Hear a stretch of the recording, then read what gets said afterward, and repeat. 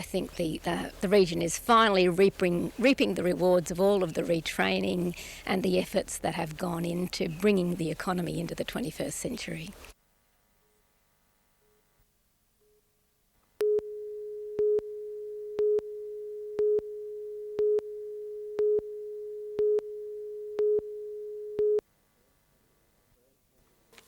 It was the first Formula One race in America for 9 years, and McLaren's David Coulthard was a little too eager to get proceedings underway. He's in the lead at the moment, but I'm absolutely sure Coulthard jumped the start. The Scotsman copped a stop-go penalty, but not before a close encounter with Michael Schumacher.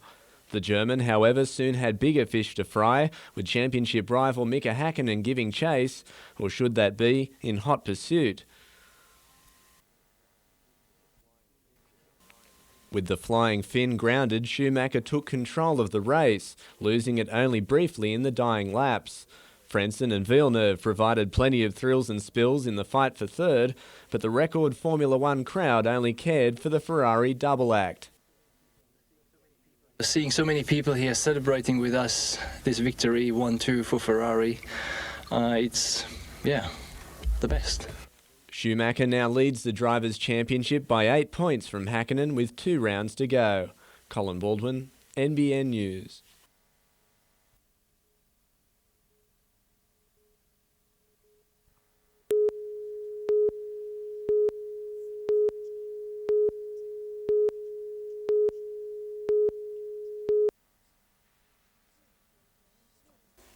More than 30 years ago, Phil Delves started transforming ideas and real-life stories into works of art. Every one of these paintings has a story behind it.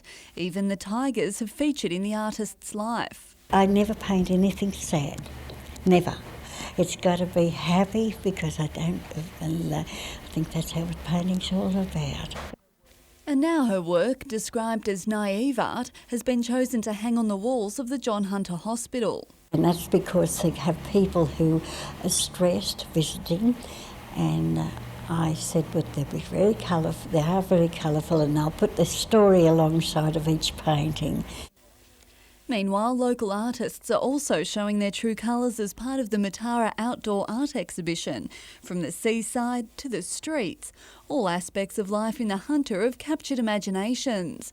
More than 300 local artists were searching for accolades as part of the Matara Festival, but it was Michelle Harris from New Lambton who won the open division with this painting. Brooke Webster, NBN News.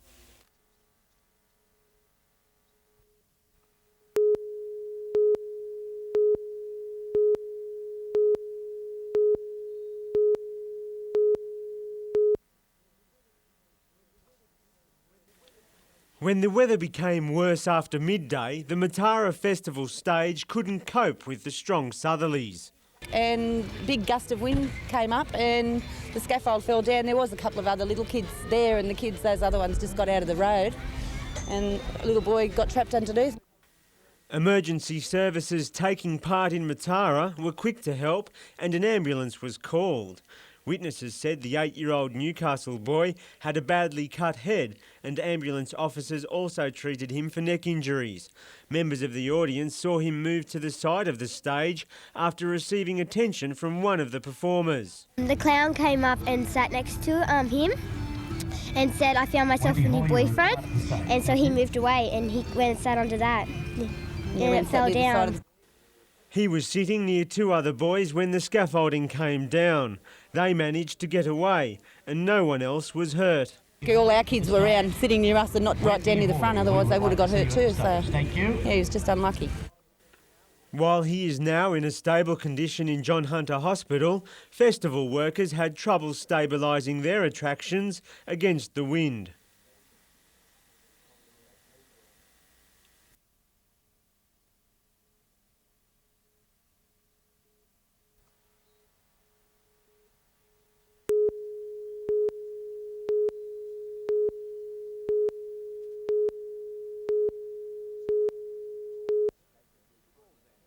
The Wallsend Casualty Primary Care Service was set up 7 years ago to provide a medical service for the district. To lose that service, as I've said on many occasions over the last 2.5 months, would be a blow to the local community and would put unnecessary pressure on the Marta and John Hunter emergency departments in particular. The unit received about 20% of its funding from Hunter Health to provide services to area health staff, but since the clinic moved to operating after hours, the regional body says it can't continue to fund it due to certain technicalities. The doctors there are asking us to pay them to see patients who come in from the community, and they wish to bill Medicare. That's illegal under the Australian Healthcare Agreement. Operators say that's not what they're asking at all, only for a continuation of the lease and a renewal of the contract. They hope other doctors will take up where they're leaving off and that Health Minister Craig Knowles delivers on a promise made in July. My commitment is to find a solution to make sure that GP clinic stays in place. Well, I still have hope for negotiations, and I suspect that the Minister would also still have hope that negotiations can proceed. Hunter Health says it also hopes to continue negotiations. Colin Baldwin, NBN News.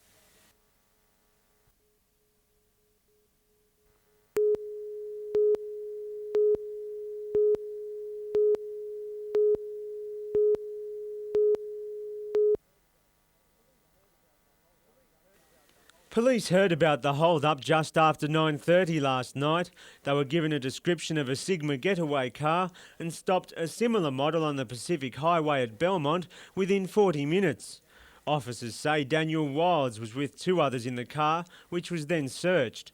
Police say they found some money and arrested the 21-year-old from Belmont because they believed it was the cash stolen from the service station. Facts given to Newcastle local court by police set out that Wilds said to the attendant, "I'm really sorry about this, but I'm going to have to rob you. I have a syringe in my pocket." He is then alleged to have paused before repeating, "I'm really sorry about this." Wilds was refused bail and did not enter a plea. He'll next appear in court on October 17. His companions have been interviewed by police and won't be facing any charges. David McElwain, NBN News.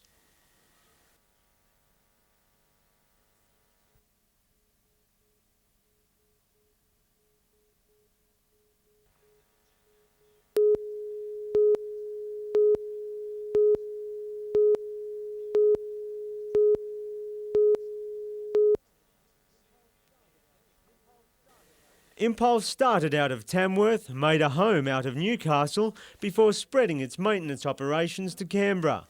Now it's involved in a discount war with the established players, but denies it has spread itself too thinly. It makes complete sense to have a lot of our key resource in places like Newcastle and in places like Canberra outside the metropolitan cities. You get a more loyal workforce. More importantly, you get your tentacles into some markets where the big airlines have normally ignored. With the airline's $66 fares between capitals on the eastern seaboard and $33 fares out of Newcastle being booked on the internet, 60% of Impulse's business is now classed as e-commerce.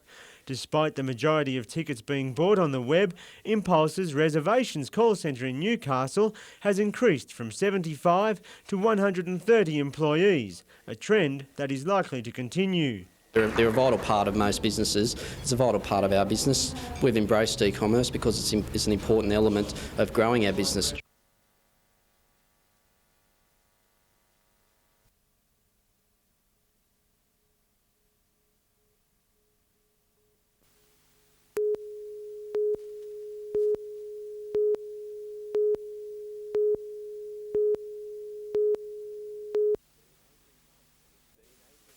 It's been 18 months since any NBL team ventured to Newcastle, but for local basketball fans, the wait is almost over. Come October the 7th, the Sydney Kings will take on the Wollongong Hawks at the Broadmeadow Stadium. Well, I guess the purpose is twofold. One is to certainly see the interest out there in the community for NBL games in Newcastle, but also secondly, just to promote how much fun you can have playing basketball. While both teams were arch rivals of the Falcons, they will have a Newcastle flavour. Ben Melmoth and Terry Johnson playing for Sydney and Grant Kruger for Wollongong. A special coaching clinic and lead-up games are also planned for the day, including a grudge match between former Falcons and ex-Hawks. Newcastle's favourite import, Butch Hayes, just hopes locals will understand why he's playing for the enemy. I'm just trying to make the teams even. If I played with the with the Falcons, I think we'd blow the Hawks away.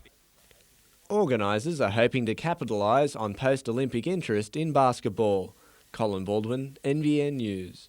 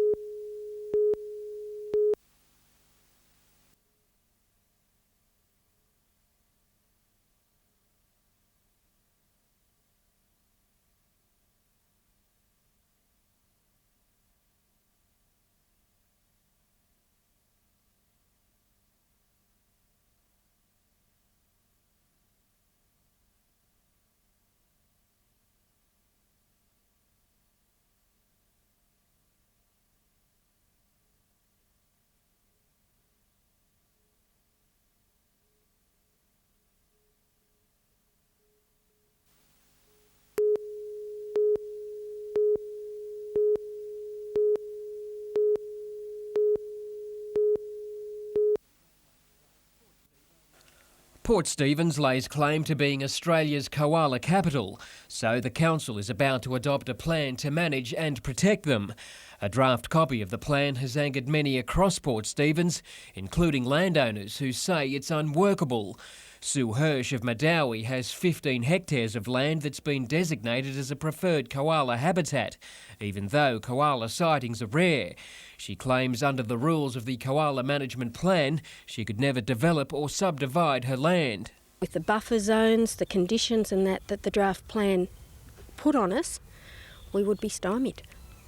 We've effectively bought a property that would be definitely devalued. She says once the plan is introduced, landowners and council should be able to come up with a mutual development solution. As a development goes through, allow the landowner doing the development to come up with council and come up with a workable plan. Council is due to adopt the Koala Management Plan in November.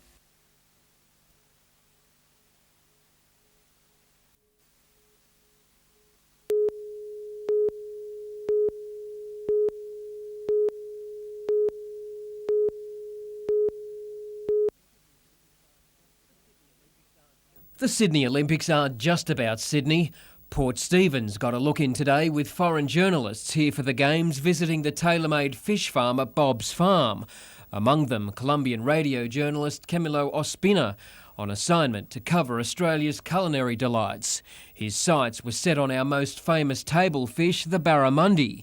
He'll now tell the people back home about the barra and a burgeoning aquaculture industry. A lot of South Americans is coming to Australia looking for studies, businesses, and maybe this is a good business to start here in Australia.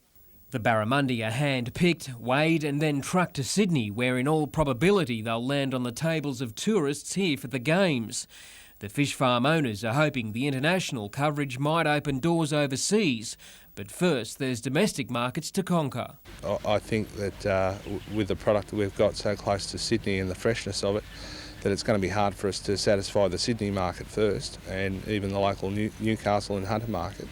I think at that point, yeah, it'd be great to look at the overseas. Blake Doyle, NBN News. As a whole needs to grow.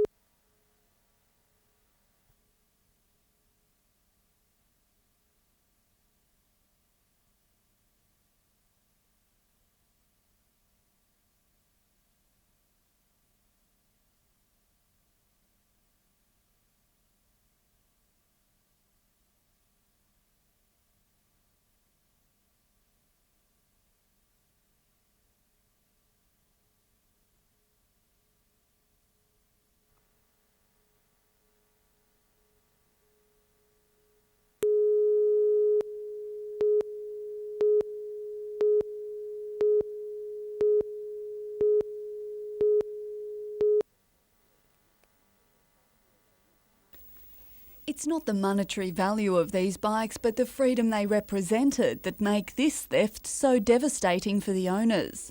2 of them are used by 2 of my sons who attend House with No Steps, and that's their only outlet for a bit of enjoyment. They've saved their money and bought them, and now they've got nothing. They weren't insured. 4 bikes similar to these, worth around $15,000 in total, were stolen while the owners were away from their Duns Creek property. Peter Jordan is bewildered as to how the thieves got away with the 2 Hondas and 2 Suzukis. He'd gone to extreme lengths to secure the bikes. Chained to the floor of the container and locked, and the container had a special type of locking steel cover over the lock that's difficult to get your hand into to even lock it. And that wasn't where the challenge stopped. They had no keys in them, so unless they could cut the wiring and short them out, they wouldn't be able to ride them. We can't work out how they got them out even. Brooke Webster, NBN News.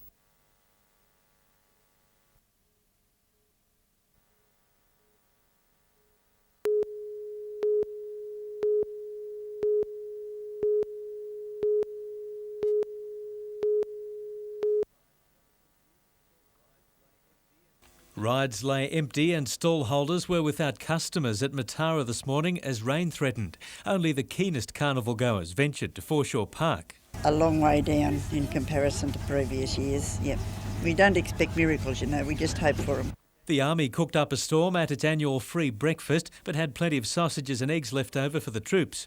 On top of the weather, the action at Homebush is also thought to be keeping crowds away. Very quiet so far because of the weather, of course, and the Olympics have had a little bit to do with it, I should imagine.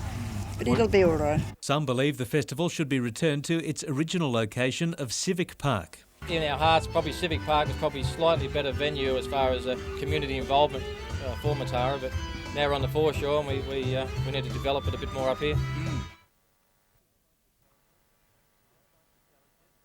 Despite the challenges, some smiles simply can't be wiped away. The highlight of the festival, the Grand Parade, will travel east along the Hunter Street Mall on Sunday at midday. Paul Lobb, NBN News.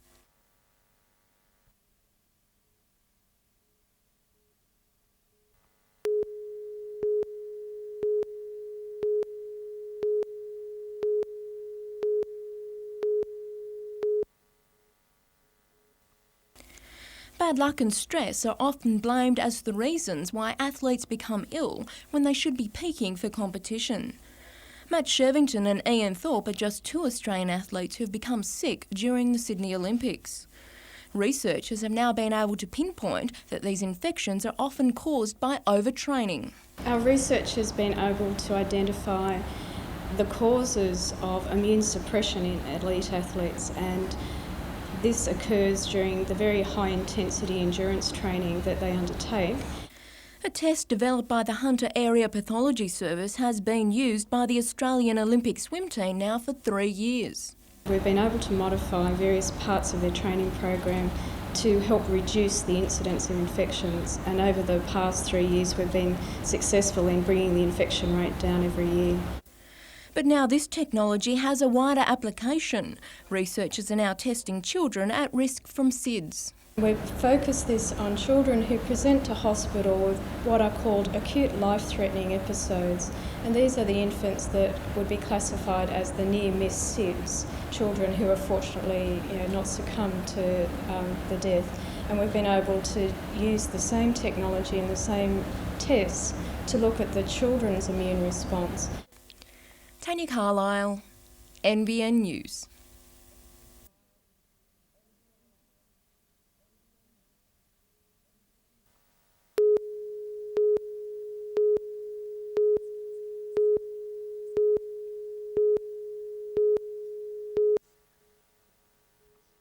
Finally, the news Hunter soccer fans have been waiting for. Newcastle will be represented in this upcoming 2000-2001 season.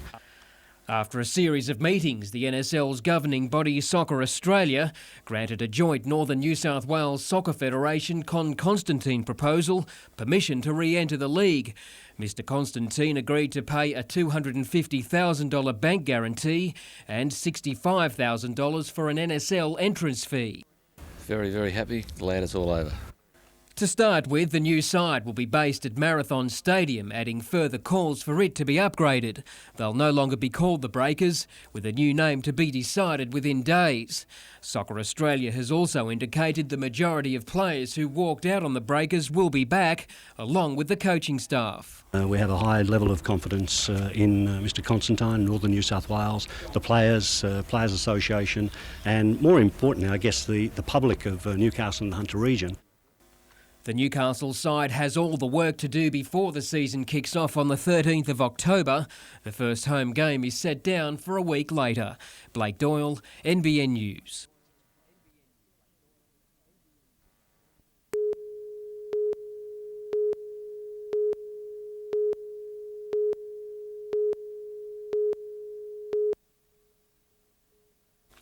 The children were travelling in this buggy at a waterboard picnic day when a bridle broke, spooking the Clydesdale. I seen the horse start to bolt over here, heading towards the crowd, and the driver's trying to pull it around. He got away from the crowd and going to start to head for the timber. Horrified mothers watched on as children were thrown from the buggy. Kids were screaming, the mothers were crying, which everybody else was concerned, worrying. The wild ride came to a sudden halt when the Clydesdale ran into a tree branch. The buggy driver skillfully kept the horse away from crowds and a busy Crowdis road. I was to be commended for stopping the horse. Obviously there's a large number of people down here today, and a large horse like that could have caused a considerable amount of havoc. The Clydesdale was taken away and tied up. 3 children were taken to Belmont Hospital with minor injuries.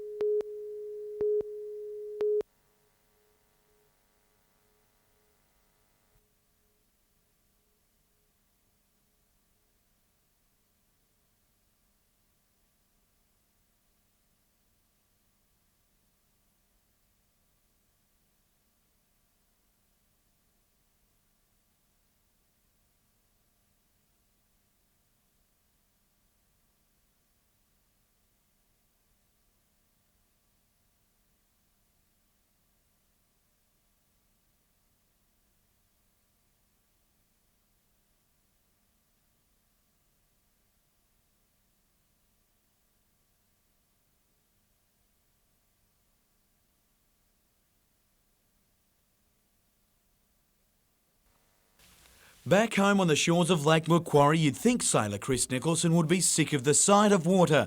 He spent almost every day for the past few years sailing, and now with Sydney 2000 behind him, you'd think it's time for a spell. A bit of a forced layoff for now and just recharge the batteries, but I'm looking forward to it now. Determined words from a determined man. The 31-year-old was rated one of Australia's best sailing medal chances, but had to settle for 6th, despite winning 4 of the 16 races at the regatta. All in all, I learned a lot and I want to go back.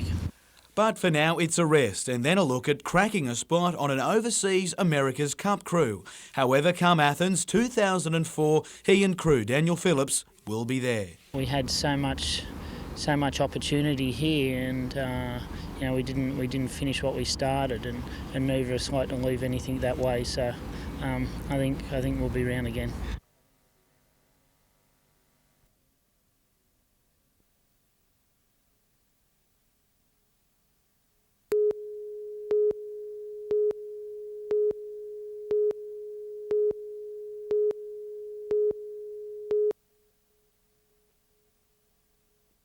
Back at his old stamping ground today, it was a humble Larry Davidson. You don't go into sport to achieve these sort of things. You go in it for the love of the sport, and I've loved the sport for a lot of years. Davidson played 6 seasons with the Falcons in the early 1980s, but has stayed close to the sport he loves. He's coached several sides, but takes great pride in his current post as mentor to the National Australian Women's Intellectually Disabled team. The players are brilliant.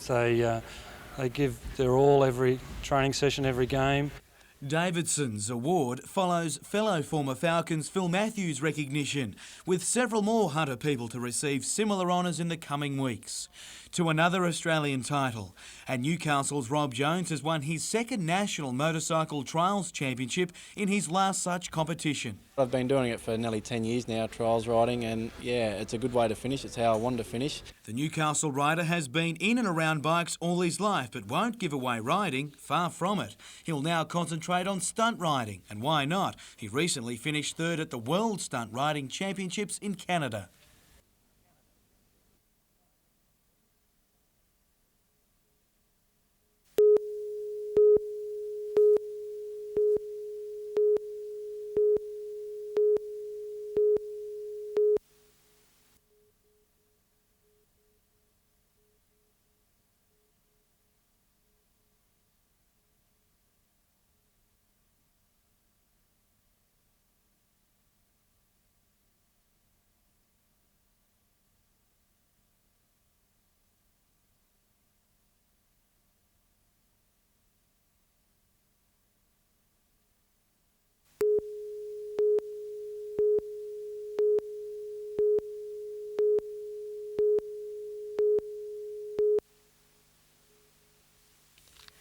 Murray Tyrrell was affectionately known as the Mouth of the Hunter, and it was a title he didn't mind.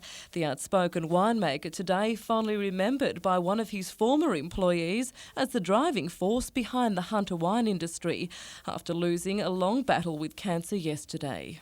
He was one of those men that was so absolutely focused on what he did for years and years and years. Very intimidating. He would know what you were doing before you even knew it yourself. And he was also rightly proud of the famous drop, which earned the Tyrrell family international recognition. If someone didn't like his wine, he'd say, well, you're drinking the wrong bloody stuff. Best known for pioneering Australia's first commercial Chardonnay, he is just as famous for his contribution to local tourism and putting the Hunter Valley vineyards on the map. And what he's done for the Hunter in those 41 years has been quite incredible. I think part of the Hunter has died with the loss of Murray Tyrrell. Murray Tyrrell is survived by his daughter Anne and son Bruce. A private service will be held for the 79-year-old later this week. Helen Kapelos, NBN News.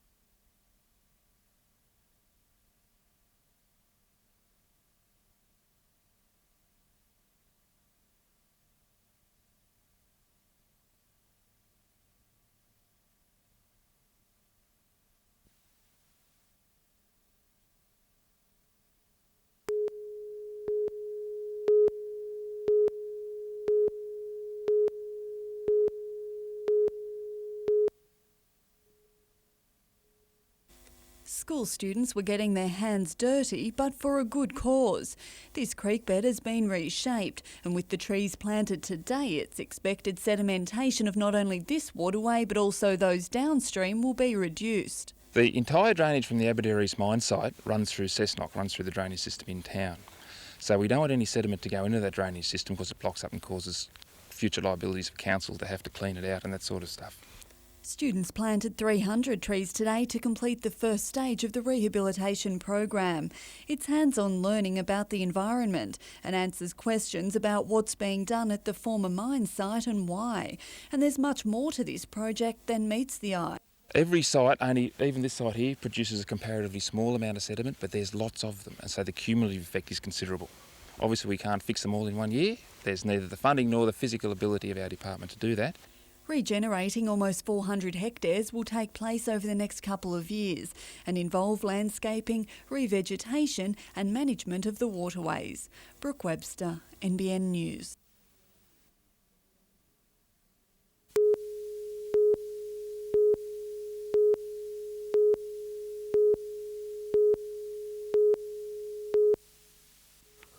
While he's more accustomed to the SCG, Stuart McGill was on the playing fields of Lambton Public School this morning, the leg spinner giving something back to the game he loves and making a few friends in the process. I remember when I was, a youngster, it was more, how somebody responded to a request for an autograph that impressed me than, whether or not they made 100 or got 5 for. Aside from some junior development for the Blues, McGill is also focused on regaining his spot on the Australian side for the coming representative season. But he's playing down going one up against rival Shane Warne in last Sunday's one-dayer against Victoria. Everybody seems very excited about the fact that I knocked Warney over, but if I'd got Brad Hodge out, I think it would have made a much bigger impact on the game. New South Wales plays an interstate match against Western Australia at No. 1 Sports Ground from December 1st, a match with special significance for Blues paceman Jamie Heath.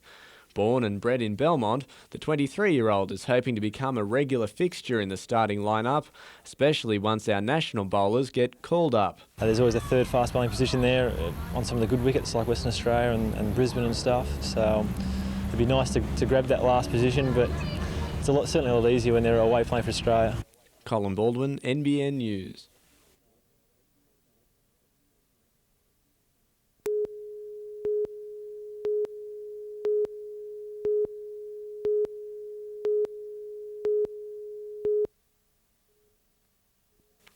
Two days before the team's all-important debut at Marathon Stadium, Lee Sterry has decided that cohesion is the best option. Blokes need games together and need combinations starting to set in and people getting used to one another. There are a few new faces in the starting lineup. United's side is identical to last week's right down to the bench, with Sprod, Shipcheski and McBreen again starting as subs. There's been plenty of talk about the playing surface at Marathon Stadium, and while ground staff agree it's not exactly billiard table smooth, they are sure it'll be fine and safe for Friday night. It's the same for both sides. It's going to be bumpy in the middle, so, it's just going to be, that can cost you here or there. It's going to be a toss of the coin. And soccer won't be the only feature. A night of entertainment is planned with a parade of Hunter Olympians, a march by 500 junior players and fireworks. Newcastle United today also announced free shuttle bus services to and from Marathon for the big game. They'll start from Newcastle City, Swansea, Cessnock and Fingal Bay and work their way into the stadium.